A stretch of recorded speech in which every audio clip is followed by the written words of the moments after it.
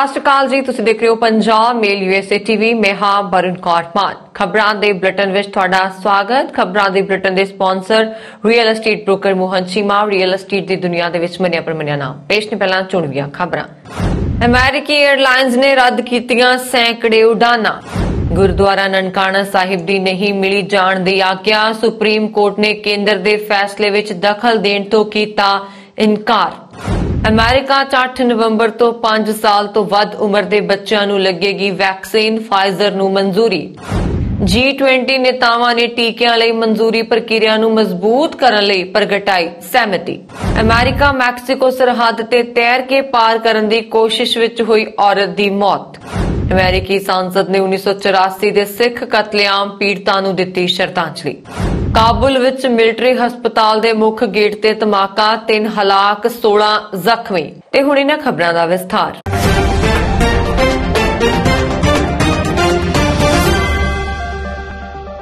America ਦੀਆਂ ਕਈ airlines ਨੇ ਖਰਾਬ ਮੌਸਮ ਅਤੇ ਸਟਾਫ ਦੀ ਘਾਟ ਕਾਰਨ ਲਗਾਤਾਰ ਸੈਂਕੜੇ ਉਡਾਣਾਂ ਰੱਦ ਕੀਤੀਆਂ ਨੇ ਤੇ ਲਗਾਤਾਰ ਉਡਾਣਾਂ ਰੱਦ ਹੋ ਰਹੀਆਂ ਨੇ। ਉਡਾਣਾਂ ਰੱਦ ਕਰਨ ਦੀ ਪ੍ਰਕਿਰਿਆ ਵਿੱਚ ਸੋਮਵਾਰ ਨੂੰ ਹੋਰ ਉਡਾਣਾਂ ਰੱਦ ਹੋਣ ਨਾਲ ਰੱਦ ਹੋਈਆਂ ਉਡਾਣਾਂ ਦੀ ਕੁੱਲ ਗਿਣਤੀ ਲਗਭਗ 2300 ਤੱਕ ਪਹੁੰਚ ਗਈ ਹੈ।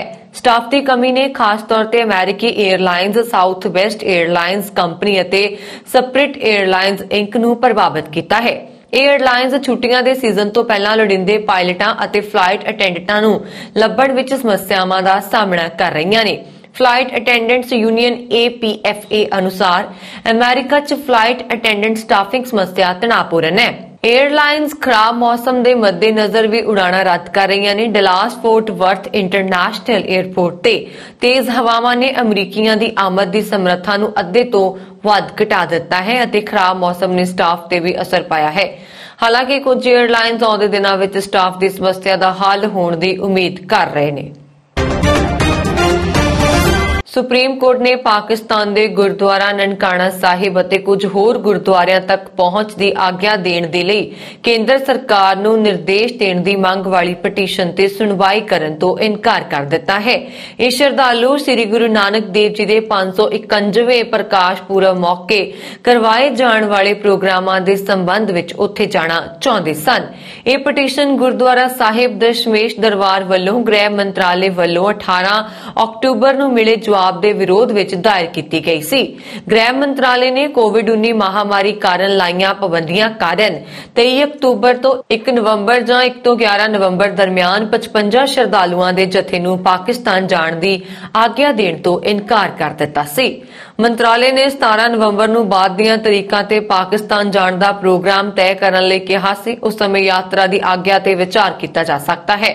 ਗ੍ਰਹਿ ਮੰਤਰਾਲੇ ਨੇ ਵੀ ਪੰਜਾਬ ਸਰਕਾਰ ਰਾਹੀਂ ਭੇਜਣ ਦੀ ਆਗਿਆ ਮੰਗੀ ਸੀ। ਕੇਂਦਰ ਸਰਕਾਰ ਦੇ ਫੈਸਲੇ ਵਿੱਚ ਦਖਲ ਦੇਣ ਤੋਂ ਇਨਕਾਰ ਕਰਦੇ ਹੋਏ ਜਸਟਿਸ SK ਕੌਲ ਅਤੇ ਜਸਟਿਸ MM ਸੁਦਰੇਸ਼ ਨੇ ਬੈਂਚ ਨੇ ਕਿਹਾ, ਕੋਵਿਡ ਮਹਾਮਾਰੀ ਦੇ ਕਾਰਨ ਅੰਦੋਲਨ ਨਾਲ ਸੰਬੰਧਿਤ ਪਾਬੰਦੀਆਂ ਲਗਾਈਆਂ ਗਈਆਂ ਹਨ। ਲੋਕ ਹਿੱਤ ਵਿੱਚ ਇਹਨਾਂ ਦੀ ਪਾਲਣਾ ਕਰਨੀ ਜ਼ਰੂਰੀ ਹੈ। ਉਹਨਾਂ ਨੇ ਕਿਹਾ ਕਿ ਬੈਂਚ ਵਿੱਚ ਕਈ ਬਜ਼ੁਰਗ ਵੀ ਸ਼ਾਮਲ ਹਨ, ਉਹਨਾਂ ਦਾ ਜ਼ਿਆਦਾ ਧਿਆਨ ਰੱਖਣ ਦੀ ਲੋੜ ਹੈ। ਬੈਂਚ ਨੇ ਸੰਵਿਧਾਨ ਦੀ ਧਾਰਾ 32 ਦਾ ਹਵਾਲਾ ਦਿੰਦੇ ਹੋਏ ਗੁਰਦੁਆਰਾ ਸਾਹਿਬ ਦੀ ਪਟੀਸ਼ਨ ਨੂੰ ਖਾਰਜ ਕਰ ਦਿੱਤਾ। ਅਮਰੀਕਾ ਵਿੱਚ 5 ਸਾਲ ਤੋਂ ਵੱਧ ਉਮਰ ਦੇ ਬੱਚਿਆਂ ਨੂੰ ਕੋਰੋਨਾ ਖਿਲਾਫ ਫਾਈਜ਼ਰ ਵੈਕਸੀਨ ਲਗਾਉਣ ਦੀ ਮਨਜ਼ੂਰੀ ਮਿਲ ਗਈ ਹੈ। ਅਮਰੀਕੀ ਸਿਹਤ ਅਧਿਕਾਰੀਆਂ ਨੇ ਮੰਗਲਵਾਰ ਨੂੰ ਬੱਚਿਆਂ ਨੂੰ ਫਾਈਜ਼ਰ ਵੈਕਸੀਨ ਦੀ ਖੁਰਾਕ ਦੇਣ ਸੰਬੰਧੀ ਮਨਜ਼ੂਰੀ ਦੇ ਦਿੱਤੀ ਹੈ। ਇਸ ਨੂੰ ਅਮਰੀਕਾ ਦੀ ਟੀਕਾਕਰਨ ਮੁਹਿੰਮ ਵਿੱਚ ਅਹਿਮ ਕਦਮ ਮੰਨਿਆ ਜਾ ਰਿਹਾ ਹੈ। ਦੱਸਿਆ ਜਾ ਰਿਹਾ ਹੈ ਕਿ ਅਮਰੀਕਾ ਵਿੱਚ 8 ਨਵੰਬਰ ਤੋਂ ਬੱਚਿਆਂ ਨੂੰ ਕੋਰੋਨਾ ਦੀ ਵੈਕਸੀਨ ਲੱਗਣੀ ਸ਼ੁਰੂ ਹੋ ਜਾਏਗੀ। ਅਮਰੀਕਾ ਦੇ ਰਾਸ਼ਟਰਪਤੀ ਜੋ ਬਾਈਡਨ ਨੇ ਇਸ ਨੂੰ ਟਰਨਿੰਗ ਪੁਆਇੰਟ ਕਰਾਰ ਦਿੱਤਾ ਹੈ। ਅਮਰੀਕੀ ਖਾਦ ਅਤੇ ਡਰੱਗਸ ਪ੍ਰਸ਼ਾਸਨ ਤੋਂ ਮਨਜ਼ੂਰੀ ਮਿਲਣ ਦੇ ਬਾਅਦ centre for disease control and prevention ਨੇ ਵੀ ਮਨਜ਼ੂਰੀ ਦਿੱਤੀ ਸੀ। ਅਜਿਹੇ ਵਿੱਚ ਹੁਣ ਸਰਕਾਰ ਤੋਂ ਆਗਿਆ ਮਿਲਣ ਦੇ ਬਾਅਦ ਅਮਰੀਕਾ ਵਿੱਚ 2.8 ਕਰੋੜ ਬੱਚਿਆਂ ਨੂੰ ਵੈਕਸੀਨ ਲੱਗਣ ਦਾ ਰਸਤਾ ਸਾਫ਼ ਹੋ ਗਿਆ। ਭਾਵੇਂ ਕਿ ਸਲਾਹਕਾਰ ਨੇ ਇਸ ਫੈਸਲੇ ਤੋਂ ਪਹਿਲਾਂ ਹੀ 5-11 ਸਾਲ ਦੇ ਬੱਚਿਆਂ ਲਈ ਲੋੜੀਂਦੀ ਵੈਕਸੀਨ ਡੋਜ਼ ਖਰੀਦ ਕੇ ਦੇਸ਼ ਭਰ ਵਿੱਚ ਭੇਜਣੀ ਸ਼ੁਰੂ ਕਰ ਦਿੱਤੀ ਹੈ। ਵਾਈਟ ਹਾਊਸ ਵੱਲੋਂ ਜਾਰੀ ਬਿਆਨ ਮੁਤਾਬਕ ਬਾਈਡਨ ਨੇ ਕਿਹਾ ਕਿ ਅਸੀਂ ਕੋਰੋਨਾ ਖਿਲਾਫ ਆਪਣੀ ਲੜਾਈ ਵਿੱਚ ਇੱਕ ਮਹੱਤਵਪੂਰਨ ਮੋੜ ਤੇ ਪਹੁੰਚ ਗਏ ਹਾਂ। ਬੱਚਿਆਂ ਦੇ ਟੀਕਾਕਰਨ ਨੂੰ ਲੈ ਕੇ ਆਸ ਲਗਾਏ ਬੈਠੇ ਮਾਪਿਆਂ ਦਾ ਇੰਤਜ਼ਾਰ ਖਤਮ ਹੋਵੇਗਾ। ਇਹ ਬੱਚਿਆਂ ਤੋਂ ਦੂਜਿਆਂ ਵਿੱਚ ਵਾਇਰਸ ਫੈਲਣ ਦੇ ਖਦਸ਼ੇ ਨੂੰ ਵੀ ਘੱਟ ਕਰੇਗਾ। ਇਹ ਕੋਰੋਨਾ ਵਾਇਰਸ ਨੂੰ ਹਰਾਉਣ ਦੀ ਸਾਡੀ ਲੜਾਈ ਵਿੱਚ ਸਾਡੇ ਦੇਸ਼ ਲਈ ਇੱਕ ਵੱਡਾ ਕਦਮ ਹੈ। ਦੱਸਿਆ ਜਾ ਰਿਹਾ ਹੈ ਕਿ ਬੱਚਿਆਂ ਨੂੰ 3 ਹਫ਼ਤਿਆਂ ਦੇ ਅੰਤਰਾਲ ਵਿੱਚ ਵੈਕਸੀਨ ਦੀਆਂ 2 ਖੁਰਾਕਾਂ ਦਿੱਤੀਆਂ ਜਾਣਗੀਆਂ। ਭਾਵੇਂ ਕਿ ਬਾਲਗਾਂ ਨੂੰ ਦਿੱਤੀ ਜਾਣ ਵਾਲੀ ਵੈਕਸੀਨ ਖੁਰਾਕ ਦੀ ਤੁਲਨਾ ਵਿੱਚ ਬੱਚਿਆਂ ਨੂੰ ਪ੍ਰਤੀ ਟੀਕੇ ਤੇ 10 ਮਾਈਕਰੋਗ੍ਰਾਮ ਵੈਕਸੀਨ ਲਗਾਈ ਜਾਏਗੀ। ਫਾਈਜ਼ਰ ਦੇ ਸੀਨੀਅਰ ਉਪ ਪ੍ਰਧਾਨ ਡਾਕਟਰ ਬਿਲ ਗੋਬਰ ਨੇ ਦੱਸਿਆ ਕਿ ਦੂਜੀ ਖੁਰਾਕ ਦੇ ਬਾਅਦ 5 ਤੋਂ 11 ਸਾਲ ਦੇ ਬੱਚਿਆਂ ਵਿੱਚ ਵੀ ਨੌਜਵਾਨਾਂ ਵਾਂਗ ਹੀ ਕੋਰੋਨਾ ਨਾਲ ਲੜਨ ਵਾਲੀ ਐਂਟੀਬਾਡੀ ਵਿਕਸਿਤ ਹੋਈ। ਉਹਨਾਂ ਨੇ ਦਾਅਵਾ ਕੀਤਾ ਕਿ ਵੈਕਸੀਨ ਦੀ ਖੁਰਾਕ ਬੱਚਿਆਂ ਵਿੱਚ ਸੁਰੱਖਿਅਤ ਸਾਬਤ ਹੋਈ। ਤੁਹਾਨੂੰ ਲੱਗਦਾ ਹੈ ਕਿ ਅਸੀਂ ਅਸਲ ਵਿੱਚ ਚੰਗੀ ਜਗ੍ਹਾ ਤੇ ਪਹੁੰਚ ਗਏ ਹਾਂ। G20 ਨੇਤਾਵਾਂ ਨੇ ਇਸ ਗੱਲ ਤੇ ਸਹਿਮਤੀ ਜਤਾਈ ਹੈ ਕਿ ਵਿਸ਼ਵ ਸਿਹਤ ਸੰਗਠਨ ਕੋਵਿਡ-19 ਟੀਕਿਆਂ ਦੀ ਐਮਰਜੈਂਸੀ ਵਰਤੋਂ ਦੀ ਪ੍ਰਵਾਨਗੀ ਲਈ ਪ੍ਰਕਿਰਿਆ ਨੂੰ ਮਜ਼ਬੂਤ ਕੀਤਾ ਜਾਏਗਾ। ਮੀਡੀਆ ਨੂੰ ਜਾਣਕਾਰੀ ਦਿੰਦੇ ਹੋਏ ਗੋਇਲ ਨੇ ਕਿਹਾ ਕਿ ਨੇਤਾਵਾਂ ਨੇ G20 ਸਿਖਰ ਸੰਮੇਲਨ ਵਿੱਚ ਰੋਮ ਘੋਸ਼ਣਾ ਪੱਤਰ ਨੂੰ ਅਪਣਾਇਆ ਅਤੇ ਇਹ ਬਿਆਨ ਸਿਹਤ ਸੈਕਸ਼ਨ ਤਹਿਤ ਬਹੁਤ ਮਜ਼ਬੂਤ ਸੰਦੇਸ਼ ਦਿੰਦਾ ਹੈ, ਜਿਸ ਵਿੱਚ ਸਹਿਮਤੀ ਪ੍ਰਗਟਾਈ ਗਈ ਹੈ ਕਿ ਕੋਵਿਡ-19 ਟੀਕਾਕਰਨ ਵਿਸ਼ਵ ਲਈ ਸਭ ਤੋਂ ਲਾਭਕਾਰੀ ਹੈ। ਸ਼ੇਰਪਾ G20 ਮੈਂਬਰ ਦੇਸ਼ਾਂ ਦੇ ਨੇਤਾਵਾਂ ਦੀ ਪ੍ਰਤੀਨਿਧੀ ਹੈ ਜੋ ਸੰਮੇਲਨ ਦੇ ਏਜੰਡੇ ਦਾ ਤਾਲਮੇਲ ਕਰਦੇ ਹਨ। ਗੋਇਲ ਨੇ ਕਿਹਾ ਕਿ ਇਹ ਫੈਸਲਾ ਕੀਤਾ ਗਿਆ ਹੈ ਕਿ WHO ਵੱਲੋਂ ਸੁਰੱਖਿਅਤ ਅਤੇ ਪ੍ਰਭਾਵਸ਼ਾਲੀ ਮੰਨੇ ਗਏ ਐਂਟੀ ਕੋਵਿਡ-19 ਟੀਕਿਆਂ ਦੀ ਮਾਨਤਾ ਦੇਸ਼ ਦੇ ਰਾਸ਼ਟਰੀ ਅਤੇ ਖੁਫੀਆ ਕਾਨੂੰਨਾਂ ਅਧੀਨ ਆਪਸੀ ਤੌਰ ਤੇ ਸਵੀਕਾਰ ਕੀਤੀ ਜਾਏਗੀ। ਪਰ ਇਸ ਤੋਂ ਵੀ ਮਹੱਤਵਪੂਰਨ ਗੱਲ ਇਹ ਹੈ ਕਿ ਇਸ ਗੱਲ ਤੇ ਸਹਿਮਤੀ ਬਣੀ ਹੈ ਕਿ ਵੈਕਸੀਨ ਦੀ ਪ੍ਰਵਾਨਗੀ ਤੇ ਐਮਰਜੈਂਸੀ ਵਰਤੋਂ ਦੀ ਮਨਜ਼ੂਰੀ ਅਤੇ WHO ਦੀ ਮਨਜ਼ੂਰੀ ਪ੍ਰਕਿਰਿਆਵਾਂ ਨੂੰ ਅਨੁਕੂਲ ਬਣਾਉਣ ਵਿੱਚ ਮਦਦ ਕਰੇਗਾ। ਇਸ ਨੂੰ ਮਜ਼ਬੂਤ ਕੀਤਾ ਜਾਵੇਗਾ ਤਾਂ ਕਿ ਟੀਕਿਆਂ ਦੀ ਤੇਜ਼ੀ ਨਾਲ ਪਛਾਣ ਕਰ ਸਕਣ। ਪ੍ਰਧਾਨ ਮੰਤਰੀ ਮੋਦੀ ਨੇ ਸ਼ਨੀਵਾਰ ਨੂੰ G20 ਨੇਤਾਵਾਂ ਨੂੰ ਕਿਹਾ ਕਿ ਭਾਰਤ ਮਹਾਮਾਰੀ ਨਾਲ ਲੜਨ 'ਚ ਵਿਸ਼ਵ ਦੀ ਮਦਦ ਕਰਨ ਲਈ ਅਗਲੇ ਸਾਲ ਦੇ ਅੰਤ ਤੱਕ ਐਂਟੀ ਕੋਵਿਡ-19 ਵੈਕਸੀਨ ਦੀਆਂ 5 ਅਰਬ ਤੋਂ ਵੱਧ ਖੁਰਾਕਾਂ ਉਤਪਾਦਨ ਕਰਨ ਲਈ ਤਿਆਰ ਹੈ। ਅਮਰੀਕਾ ਮੈਕਸੀਕੋ ਸਰਹੱਦ ਨੂੰ ਤੈਰ ਕੇ ਪਾਰ ਕਰਨ ਦੀ ਕੋਸ਼ਿਸ਼ ਦੌਰਾਨ ਇੱਕ ਔਰਤ ਦੀ ਮੌਤ ਹੋਣ ਦੀ ਘਟਨਾ ਵਾਪਰੀ ਹੈ।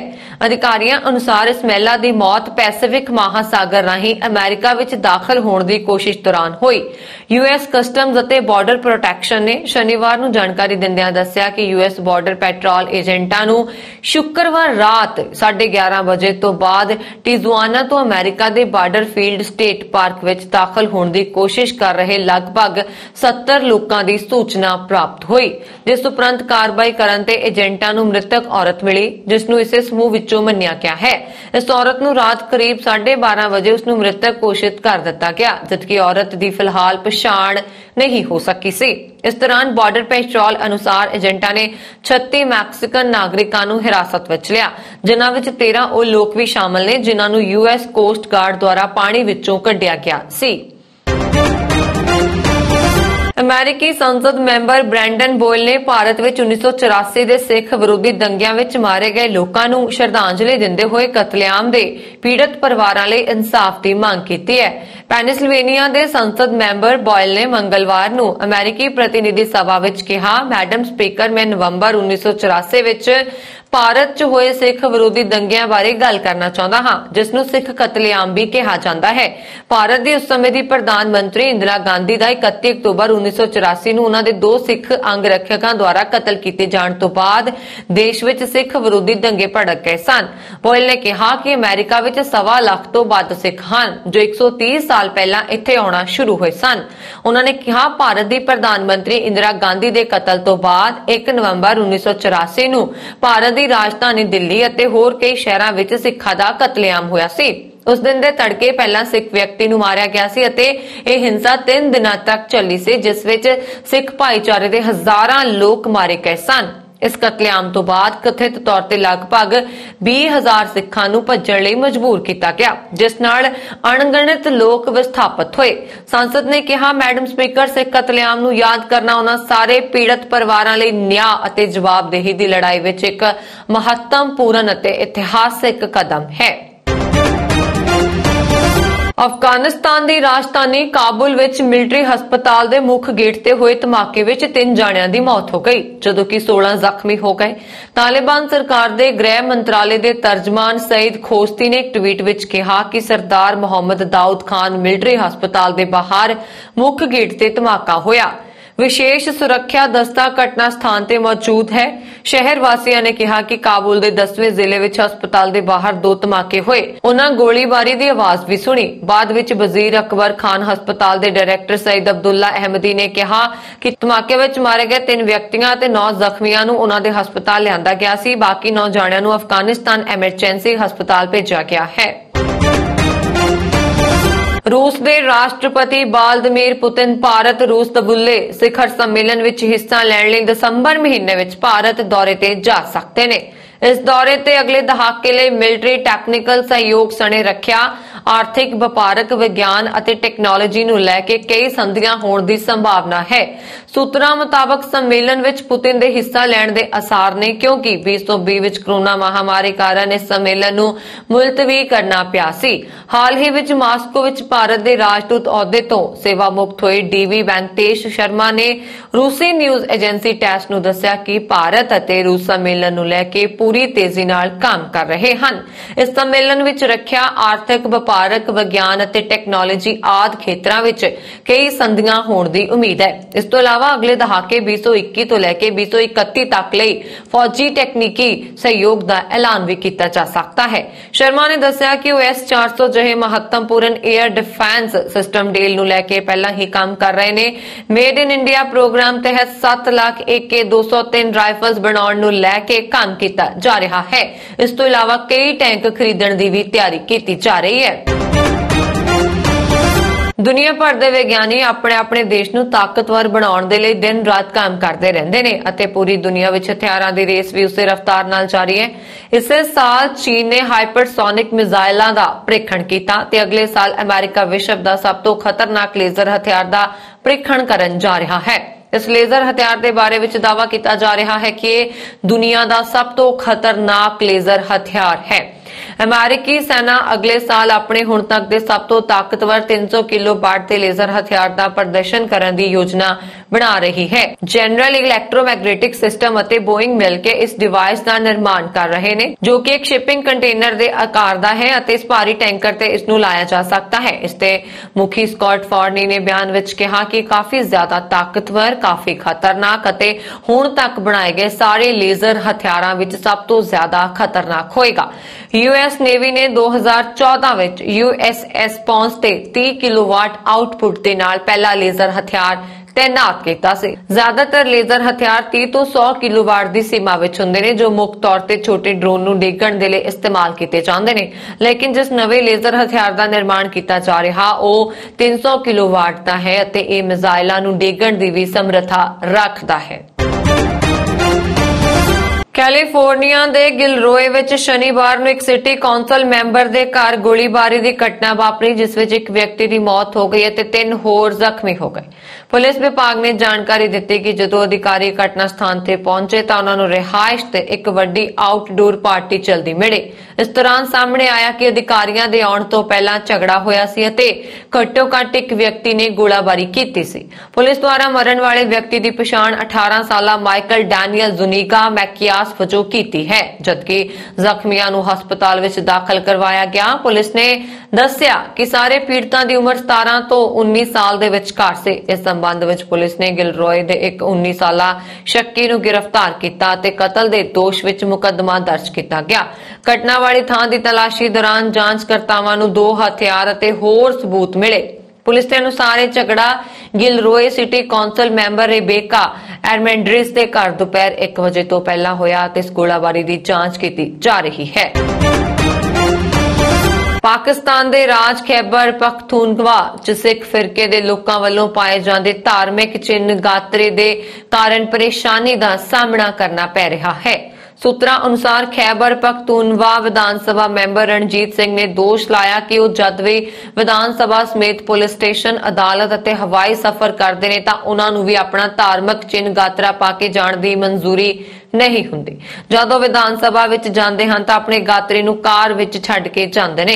कुछ होर सिख नेता बाबा गुरपाल सिंह आदि ने भी इसे तरह के दोष लगाउंदिआं कहा कि विदेशां विच तां सानूं गात्रा धारण करके किते भी जाण दी छूट है पर पाकिस्तान विच सानूं इह धार्मिक आजादी नहीं है जबकि खैबर पख्तूनख्वा विच 45,000 तो ज्यादा सिख रहिंदे हन। कोरोना वायरस महामारी ने अमेरिका ਦੀਆਂ ਜੇਲ੍ਹਾਂ ਵਿੱਚ ਸਟਾਫ ਦੀ ਘਾਟ ਪੈਦਾ ਕਰ ਦਿੱਤੀ ਹੈ। ਇਸ ਦੇ ਦੌਰਾਨ ਬਹੁਤ ਸਾਰੇ ਜੇਲ੍ਹ ਅਫਸਰ ਘੱਟ ਤਨਖਾਹ, ਜ਼ਿਆਦਾ ਕੰਮ ਤੇ ਕੋਰੋਨਾ ਕਾਰਨ ਆਪਣਾ ਕੰਮ ਛੱਡ ਰਹੇ ਨੇ। ਅਮਰੀਕਾ ਵਿੱਚ ਜੇਲ੍ਹਾਂ ਵਿੱਚ ਕੈਦੀਆਂ ਦੀ ਆਬਾਦੀ ਜੋ ਮਹਾਮਾਰੀ ਦੌਰਾਨ ਘਟੀ ਸੀ, ਇੱਕ ਵਾਰ ਫਿਰ ਤੋਂ ਵੱਧ ਰਹੀ ਹੈ, ਜਦਕਿ ਘੱਟ ਗਾਰਡ ਹੋਣ ਕਾਰਨ ਪ੍ਰਸ਼ਾਸਨ ਲਈ ਸਮੱਸਿਆ ਪੈਦਾ ਹੋ ਰਹੀ ਹੈ। ਜਾਰਜੀਆ ਵਿੱਚ ਕੁਝ ਜੇਲ੍ਹਾਂ 70% ਤੱਕ ਖਾਲੀ ਅਸਾਮੀਆਂ ਦੀ ਰਿਪੋਰਟ ਕਰਦੀਆਂ ਨੇ। ਨਿਬਾਰਸਕਾ ਵਿੱਚ ਕਰਮਚਾਰੀਆਂ ਦੇ ਓਵਰਟਾਈਮ ਦੇ ਘੰਟੇ 4 ਗੁਣਾ ਹੋ ਗਏ ਨੇ ਤੇ ਘੱਟ ਅਫਸਰਾਂ ਨੂੰ ਜ਼ਿਆਦਾ ਘੰਟੇ ਕੰਮ ਕਰਨ ਲਈ ਕਿਹਾ ਜਾਂਦਾ ਹੈ। ਫਲੋਰੀਡਾ ਨੇ ਘੱਟ ਸਟਾਫ ਦੇ ਕਾਰਨ 140 ਤੋਂ ਵੱਧ ਜੇਲ੍ਹਾਂ ਵਿੱਚ 3 ਨੂੰ ਅਸਥਾਈ ਤੌਰ ਤੇ ਬੰਦ ਕਰ ਦਿੱਤਾ। ਕੰਸਾਸ ਵਿੱਚ ਅਫਸਰਾਂ ਲਈ 400 ਤੋਂ ਵੱਧ ਖਾਲੀ ਨੌਕਰੀਆਂ ਹਨ ਅਤੇ ਟੈਕਸਾਸ ਵਿੱਚ ਗਾਰਡਾਂ ਨੇ ਦਿਨ ਵਿੱਚ 16 ਘੰਟੇ ਕੰਮ ਕੀਤਾ। ਅਧਿਕਾਰੀਆਂ ਅਨੁਸਾਰ ਪਾਬੰਦੀਆਂ ਜੋ ਕੋਵਿਡ-19 ਦੇ ਫੈਲਣ ਨੂੰ ਰੋਕਣ ਵਜੋਂ ਸ਼ੁਰੂ ਹੋਈਆਂ ਹਨ ਅਜੇ ਜਾਰੀ ਹਨ, ਕਿਉਂਕਿ ਗਤੀਵਿਧੀਆਂ ਦੀ ਨਿਗਰਾਨੀ ਕਰਨ ਲਈ ਲੋੜੀਂਦੇ ਗਾਰਡ ਨਹੀਂ ਹਨ। ਇਸ ਦੌਰਾਨ ਜੇਲ੍ਹ ਵਿਭਾਗ ਦਾ ਕਹਿਣਾ ਹੈ ਕਿ ਉਹ ਨਵੇਂ ਸਟਾਫ ਦੀ ਭਰਤੀ ਲਈ ਪਹਿਲਾਂ ਨਾਲੋਂ ਜ਼ਿਆਦਾ ਕੋਸ਼ਿਸ਼ ਕਰ ਰਹੇ ਨੇ ਅਤੇ ਦੂਸਰੇ ਭੱਤੇ ਦੇ ਰਹੇ ਨੇ, ਜਿਵੇਂ ਕਿ ਹਾਇਰਿੰਗ ਬੋਨਸ, ਤਨਖਾਹਾਂ ਵਿੱਚ ਵਾਧਾ ਆਦਿ। ਪਿਛਲੇ ਕਈ ਮਹੀਨਿਆਂ ਤੋਂ ਭਾਰਤ ਦੀ ਰਾਜਧਾਨੀ ਦਿੱਲੀ ਦੀ ਹਿੱਕ ਤੇ ਬੈਠ ਕੇ ਆਪਣੇ ਹੱਕਾਂ ਲਈ ਅੰਦੋਲਨ ਕਰ ਰਹੇ ਕਿਸਾਨਾਂ ਦੀਆਂ ਮੰਗਾਂ ਹੱਲ ਕਰਨ ਲਈ ਬੇਸ਼ੱਕ ਮੋਦੀ ਸਰਕਾਰ ਨੇ ਹੁੰਗਾਰਾ ਨਹੀਂ ਭਰਿਆ, ਪਰ ਇਸ ਕਿਸਾਨ ਅੰਦੋਲਨ ਨੂੰ ਦੁਨੀਆ ਭਰ ਦੇ ਇਨਸਾਫ ਪਸੰਦ ਲੋਕਾਂ ਵੱਲੋਂ ਹਮਾਇਤ ਮਿਲ ਰਹੀ ਹੈ, ਜਿਸ ਕਾਰਨ ਮੋਦੀ ਸਰਕਾਰ ਦੇ ਪ੍ਰਧਾਨ ਮੰਤਰੀ ਨਰਿੰਦਰ ਮੋਦੀ ਦੁਨੀਆ ਦੇ ਜਿਸ ਵੀ ਕੋਨੇ ਵਿੱਚ ਆਪਣੇ ਸਰਕਾਰੀ ਦੌਰੇ ਤੇ ਜਾਂਦੇ ਨੇ, ਲੋਕ ਉਹਨਾਂ ਦਾ ਉੱਥੇ ਹੀ ਵਿਰੋਧ ਕਰਦੇ ਨੇ। ਅਜਿਹਾ ਹੀ ਮਾਹੌਲ ਇਟਲੀ ਦੀ ਰਾਜਧਾਨੀ ਰੋਮ ਵਿਖੇ ਹੋਏ G20 ਸਿਖਰ ਸੰਮੇਲਨ ਮੌਕੇ ਵੇਖਣ ਨੂੰ ਮਿਲਿਆ, ਜਿੱਥੇ ਪ੍ਰਧਾਨ ਮੰਤਰੀ ਨਰਿੰਦਰ ਮੋਦੀ ਦਾ ਇਟਲੀ ਸਰਕਾਰ ਤੇ ਮੋਦੀ ਦਾ ਸਰਕਾਰੀ ਤਾਣਾ ਬਾਣਾ ਸਵਾਗਤ ਕਰਨ ਨੂੰ ਪੱਬੀ ਹੋ ਤੁਰ ਰਿਹਾ ਸੀ। ਉੱਥੇ ਦੇਸ਼ ਦੀ ਰਾਜਧਾਨੀ ਰੋਮ ਦੇ ਪਿਆਸਾ ਵਿਕਟੋਰੀਆ ਵਿਖੇ ਮਾਰ ਮੂਵਮੈਂਟ ਸਿੱਖ ਯੂਥ ਇਟਲੀ ਅਤੇ ਪੰਜਾਬ OG ਵੱਲੋਂ ਸਮੂਹ ਨੌਜਵਾਨਾਂ ਦੇ ਸਹਿਯੋਗ ਨਾਲ ਇੱਕ ਵਿਸ਼ਾਲ ਰੋਸ ਪ੍ਰਦਰਸ਼ਨ ਕੀਤਾ ਗਿਆ। ਇਸ ਵਿੱਚ ਕਿਸਾਨ ਅੰਦੋਲਨ ਦੀ ਡਟ ਕੇ ਹਮਾਇਤ ਕੀਤੀ ਗਈ ਅਤੇ ਮੋਦੀ ਸਰਕਾਰ ਦੇ ਵਿਰੁੱਧ ਨੌਜਵਾਨਾਂ ਦੇ ਵੱਖ-ਵੱਖ ਆਗੂਆਂ ਵੱਲੋਂ ਨਾਅਰੇਬਾਜ਼ੀ ਵੀ ਕੀਤੀ ਗਈ। ਰੋਮ ਦੀਆਂ ਸੜਕਾਂ ਕਿਸਾਨ ਮਜ਼ਦੂਰ ਏਕਤਾ ਜ਼ਿੰਦਾਬਾਦ ਅਤੇ ਭਾਰਤ ਸਰਕਾਰ ਮੁਰਦਾਬਾਦ ਦੇ ਨਾਅਰਿਆਂ ਨਾਲ ਗੂੰਜ ਰਹੀਆਂ ਸਨ ਤੇ ਆਉਣ ਜਾਣ ਵਾਲਾ ਹਰ ਰਾਹਗੀਰ ਦਾ ਧਿਆਨ ਆਪਣੇ ਵੱਲ ਖਿੱਚ ਰਹੀਆਂ ਸਨ। ਲਗਭਗ 3 ਘੰਟੇ ਚੱਲੇ ਸ਼ਾਂਤਮਈ ਰੋਸ ਪ੍ਰਦਰਸ਼ਨ ਵਿੱਚ ਜ਼ਿਆਦਾਤਰ ਨੌਜਵਾਨ ਵਰਗ ਵੱਲੋਂ ਸ਼ਮੂਲੀਅਤ ਕੀਤੀ ਗਈ ਸੀ। ਹਿੰਦੂ ਫੋਰਮ ਕੈਨੇਡਾ ਨੇ ਦੇਸ਼ ਦੇ ਸਭ ਤੋਂ ਵੱਧ ਆਬਾਦੀ ਵਾਲੇ ਸੂਬੇ ਓਨਟਾਰੀਓ ਵਿੱਚ ਹਿੰਦੂ ਵਿਰਾਸਤੀ ਮਹੀਨਾ ਮਨਾਉਣ ਦੀ ਸ਼ੁਰੂਆਤ ਕੀਤੀ, ਜਿਸ ਵਿੱਚ ਲਗਭਗ 10 ਲੱਖ ਹਿੰਦੂ ਰਹਿੰਦੇ ਹਨ। ਦੇਵੀ ਮੰਦਰ ਪਿਕਰਿੰਗ ਦੇ ਸਹਿਯੋਗ ਨਾਲ ਕੈਨੇਡੀਅਨ ਹਿੰਦੂਆਂ ਦੇ ਕੁੱਲ ਰੂਟ ਸੰਗਠਨ ਨੇ ਹਿੰਦੂ ਵਿਰਾਸਤੀ ਮਹੀਨਾ ਮਨਾਉਣ ਵਾਲੀ ਗ੍ਰੇਟਰ ਟੋਰਾਂਟੋ ਖੇਤਰਾਂ ਵਿੱਚ ਵਿਸ਼ਾਲ ਬਿਲਬੋਰਡ ਪ੍ਰਦਰਸ਼ਿਤ ਕੀਤੇ। ਇਸ ਪ੍ਰੋਗਰਾਮ ਦੇ ਇੱਕ ਮੈਂਬਰ ਨੇ ਕਿਹਾ, ਅੱਜ ਦਾ ਦਿਨ ਬਹੁਤ ਖੁਸ਼ੀ ਭਰਪੂਰ ਅਤੇ ਸ਼ੁਭ ਹੈ ਕਿਉਂਕਿ ਦੇਵੀ ਮੰਦਰ ਅਤੇ ਹਿੰਦੂ ਫੋਰਮ ਕੈਨੇਡਾ ਨੇ ਮਿਲ ਕੇ ਹਿੰਦੂ ਵਿਰਾਸਤੀ ਮਹੀਨਾ ਮਨਾਇਆ। ਦਸੰਬਰ 2016 ਵਿੱਚ ਇਸ ਮਹੀਨੇ ਨੂੰ ਹਿੰਦੂ ਵਿਰਾਸਤੀ ਮਹੀਨੇ ਵਜੋਂ ਘੋਸ਼ਿਤ ਕੀਤਾ ਗਿਆ। ਇਸ ਤੋਂ ਇਲਾਵਾ ਟੋਰਾਂਟੋ ਜ਼ਿਲ੍ਹਾ ਸਕੂਲ ਬੋਰਡ ਆਫ ਟਰਸਟੀਜ਼ ਨੇ VOTING ਕੀਤੀ ਅਤੇ ਇਸ ਮਹੀਨੇ ਨੂੰ ਓਮ ਬ੍ਰਹਮੰਡ ਦੀ ਧੁਨੀ ਥੀਮ ਨਾਲ ਪਛਾਣਨ ਬਾਰੇ ਕਿਹਾ। ਇਸ ਸਮਾਗਮ ਦਾ ਉਦਘਾਟਨ ਟੋਰਾਂਟੋ ਵਿੱਚ ਭਾਰਤ ਦੇ ਕੌਂਸਲੇਟ ਜਨਰਲ ਅਪੂਰਵਾ ਸ਼੍ਰੀਵਾਸਤਵ ਨੇ ਕੀਤਾ। ਉਹਨਾਂ ਨੇ ਸਾਰੇ ਭਾਈਚਾਰੇ ਦੇ ਮੈਂਬਰਾਂ ਨੂੰ ਦੀਵਾਲੀ ਦੀਆਂ ਸ਼ੁਭਕਾਮਨਾਵਾਂ ਦਿੱਤੀਆਂ। ਓਨਟਾਰੀਓ ਦੇ ਵਿੱਤ ਮੰਤਰੀ ਪੀਟਰ ਨੇ ਹਿੰਦੂ ਫੋਰਮ ਕੈਨੇਡਾ ਨੂੰ ਓਨਟਾਰੀਓ ਦਾ ਪ੍ਰੀਮੀਅਰ ਸੰਦੇਸ਼ ਪੇਸ਼ ਕੀਤਾ। ਉਹਨਾਂ ਨੇ ਕਿਹਾ ਕਿ ਹਿੰਦੂ ਕੈਨੇਡੀਅਨਾਂ ਨੇ ਦੇਸ਼ ਵਿੱਚ ਮਹੱਤਵਪੂਰਨ ਭੂਮਿਕਾ ਨਿਭਾਈ ਹੈ ਕਿਉਂਕਿ ਅਸੀਂ ਟਰੈਕ ਤੇ ਹਾਂ ਅਤੇ ਬਹੁਤ ਸੱਭਿਆਚਾਰਕ ਭਾਈਚਾਰਿਆਂ ਅਤੇ ਸੰਸਥਾਵਾਂ ਨੇ ਇਸ ਜਾਨਲੇਵਾ ਵਾਇਰਸ ਨੂੰ ਹਰਾਉਣ ਵਿੱਚ ਬਿਹਤਰ ਭੂਮਿਕਾ ਨਿਭਾਈ। ਸਮਾਰੋਹ ਵਿੱਚ 200 ਤੋਂ ਵੱਧ ਕਮਿਊਨਿਟੀ ਮੈਂਬਰਾਂ ਨੇ ਹਿੱਸਾ ਲਿਆ। ਸਮਾਗਮ ਦੌਰਾਨ ਕੋਰੋਨਾ ਵਾਇਰਸ ਪ੍ਰੋਟੋਕਾਲ ਦੀ ਪਾਲਣਾ ਕਰਦੇ ਹੋਏ 2 ਘੰਟੇ ਤੋਂ ਵੱਧ ਸਮੇਂ ਤੱਕ ਭਜਨ ਅਤੇ ਸੱਭਿਆਚਾਰਕ ਨਾਚਾਂ ਦਾ ਪ੍ਰਦਰਸ਼ਨ ਕੀਤਾ ਗਿਆ। ਸਥਾਨਕ ਗੁਰਦੁਆਰਾ ਸਾਹਿਬ ਦੇ ਸਿੱਖ ਆਗੂਆਂ ਦੇ ਨਾਲ ਸਥਾਨਕ ਪੁਲਿਸ ਅਧਿਕਾਰੀ, ਸੂਬਾਈ ਪਾਰਲੀਮੈਂਟ ਦੇ ਮੈਂਬਰ, ਡਿਪਟੀ ਮੇਅਰ ਅਤੇ ਹੋਰ ਪਤਵੰਤੇ ਵੀ ਇਸ ਮੌਕੇ ਤੇ ਪੁੱਜੇ। ਯਾਹੂ ਨੇ ਵਪਾਰਕ ਅਤੇ ਕਾਨੂੰਨੀ ਚੁਣੌਤੀਆਂ ਦੇ ਚਲਦਿਆਂ ਚੀਨ ਵਿੱਚ ਆਪਣੀਆਂ ਸੇਵਾਵਾਂ ਬੰਦ ਕਰਨ ਦਾ ਐਲਾਨ ਕੀਤਾ। ਸਥਾਨਕ ਮੀਡੀਆ ਰਿਪੋਰਟਾਂ ਮੁਤਾਬਕ ਕੰਪਨੀ ਦੀ ਵੈਬਸਾਈਟ ਤੇ ਪ੍ਰਕਾਸ਼ਿਤ ਬਿਆਨ ਵਿੱਚ ਕਿਹਾ ਗਿਆ ਹੈ ਕਿ 1 ਨਵੰਬਰ ਤੋਂ ਕੰਪਨੀ ਨੇ ਚੀਨ ਵਿੱਚ ਆਪਣੀਆਂ ਸੇਵਾਵਾਂ ਬੰਦ ਕਰ ਦਿੱਤੀਆਂ। ਰਿਪੋਰਟਾਂ ਮੁਤਾਬਕ ਯਾਹੂ ਦੇ ਬੁਲਾਰੇ ਨੇ ਮੰਗਲਵਾਰ ਨੂੰ ਇੱਕ ਈਮੇਲ ਦੇ ਜਵਾਬ ਵਿੱਚ ਦੱਸਿਆ ਕਿ ਵੱਧਦੀ ਵਪਾਰਕ ਚੁਣੌਤੀਆਂ ਅਤੇ ਖਰਾਬ ਹੁੰਦੇ ਕਾਨੂੰਨੀ ਮਾਹੌਲ ਦੇ ਚਲਦਿਆਂ ਯਾਹੂ ਨੇ ਚੀਨ ਨੂੰ ਅਲਵਿਦਾ ਕਹਿ ਦਿੱਤਾ ਹੈ। ਯਾਹੂ ਉਪਯੋਗਤਾਕਰਤਾਵਾਂ ਦੇ ਅਧਿਕਾਰ ਅਤੇ ਮੁਕਤ ਦੇ ਖੁੱਲੇ ਇੰਟਰਨੈਟ ਦੇ ਲਈ ਵਚਨਬੱਧ ਹੈ। ਇਸ ਤੋਂ ਪਹਿਲਾਂ ਬੀਤੇ ਮਹੀਨੇ ਮਾਈਕਰੋਸਾਫਟ ਨੇ ਚੀਨ ਵਿੱਚ ਲਿੰਕਡਇਨ ਦੀ ਸੇਵਾਵਾਂ ਬੰਦ ਕਰ ਦਿੱਤੀਆਂ ਸਨ। ਯਾਹੂ ਨੇ 1998 ਵਿੱਚ ਚੀਨ ਵਿੱਚ ਸੇਵਾਵਾਂ ਸ਼ੁਰੂ ਕੀਤੀਆਂ ਸਨ ਅਤੇ 2012 ਵਿੱਚ ਦਿੱਗਜ ਈ-ਕਾਮਰਸ ਕੰਪਨੀ ਅਲੀਬਾਬਾ ਦੇ ਨਾਲ ਹਿੱਸੇਦਾਰ ਵੇਚਣ ਦਾ ਸੌਦਾ ਕੀਤਾ।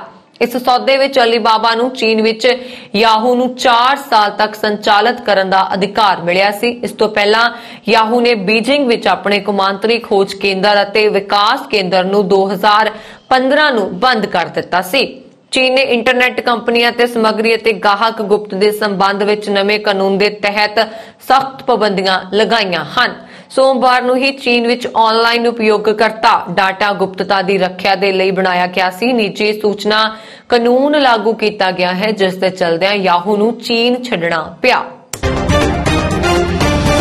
ਸੋਮਵਾਰ ਤੋਂ ਕੋਵਿਡ-19 ਤੋਂ ਬਚਾਅ ਲਈ ਵੈਕਸੀਨ ਲਵਾਉਣੀ ਜ਼ਰੂਰੀ ਹੋਣ ਉਪਰੰਤ ਨਿਊਯਾਰਕ ਸ਼ਹਿਰ ਦੇ ਅੱਗ ਬੁਝਾਊ ਵਿਭਾਗ ਦੇ ਸੈਂਕੜੇ ਮੁਲਾਜ਼ਮ ਛੁੱਟੀ ਉੱਪਰ ਚਲੇ ਗਏ। ਅੱਗ ਬੁਝਾਊ ਵਿਭਾਗ ਨਿਊਯਾਰਕ ਦੇ ਕਮਿਸ਼ਨਰ ਡੈਨੀਅਲ ਏ ਨਿਗਾਰੋ ਨੇ ਕਿਹਾ ਕਿ ਵੈਕਸੀਨ ਲਗਵਾਉਣ ਦੇ ਵਿਰੋਧ ਵਿੱਚ 2300 ਮੁਲਾਜ਼ਮ ਆਪਣੇ ਆਪ ਨੂੰ ਬਿਮਾਰ ਦੱਸ ਕੇ ਛੁੱਟੀ ਤੇ ਚਲੇ ਗਏ। ਆਮ ਤੌਰ ਤੇ 800 ਤੋਂ 1000 ਤੱਕ ਮੁਲਾਜ਼ਮ ਬਿਮਾਰੀ ਦੀ ਛੁੱਟੀ ਲੈਂਦੇ ਨੇ। ਨਿਗਰੋ ਨੇ ਦੱਸਿਆ ਕਿ ਇਹ ਮੁਲਾਜ਼ਮ ਵੈਕਸੀਨ ਦਾ ਵਿਰੋਧ ਕਰ ਰਹੇ ਨੇ।